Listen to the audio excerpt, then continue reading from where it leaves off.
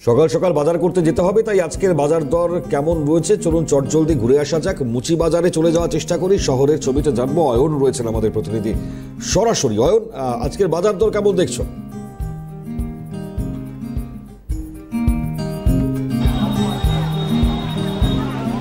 দেখো মনিবা, ইতিমধ্যেই আমি যে বাজারটিতে রয়েছি বিধাননগর স্টেশন সংলগ্ন মুচি বাজার। এই মুচি বাজারে রীতিমতো বলা যায় যে ক্রেতারা পসরা সাজিয়ে বসে রয়েছেন, কিন্তু বাজারে যারা কিনতে আসবেন তাদের কিন্তু দেখা নেই।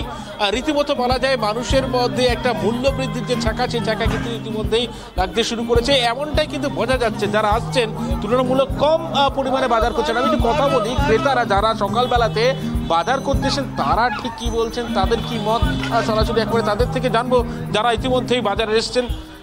কাকুকে পেয়ে গেছি যে ছোট একটি জড়ি, এত বাজার কম কেন? মূল্য বৃদ্ধির ছোঁয়া নেওয়ার ছিল না, আজকে কিছু নেওয়ার ছিল না। কেমন বুঝছেন বাজার কি ধরো এই 1-2 দিন ধরে বাজারটা নেমেছে, নাহলে বাজার তো অনেক উঁচু ছিল। আমাদের তো অসুবিধা হচ্ছে, বাজার সস্তা কিছু হয়েছে, 2 দিন ধরে হয়েছে। হ্যাঁ, আর খুব এর আগে তো খুবই বাজার চড়াই ছিল। একটু কথা বলবো আরো একজনের সঙ্গে পেয়ে গেছি সকালবেলায় যারা বাজারে এসছেন, যে বাজার কেমন বুঝছেন? বাজারে তো প্রচুর জিনিসের দাম বেড়ে রয়েছে, কিছু কমছে, কিছু তো বেশিরভাগই দাম কমছে না।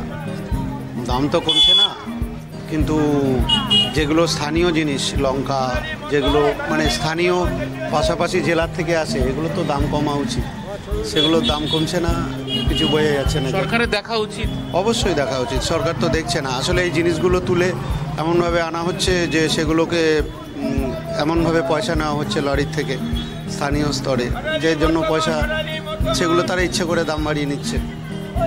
এবার একটু কথা বলবো যারা একেবারে ক্রেতারা যারা পসরা সাজিয়ে বসে রয়েছেন, প্রত্যেকে তাদের কি মত, তাদের কি বক্তব্য, কেন এত বাজার একেবারে পড়লো, হঠাৎ করে দাম কমলো কেন?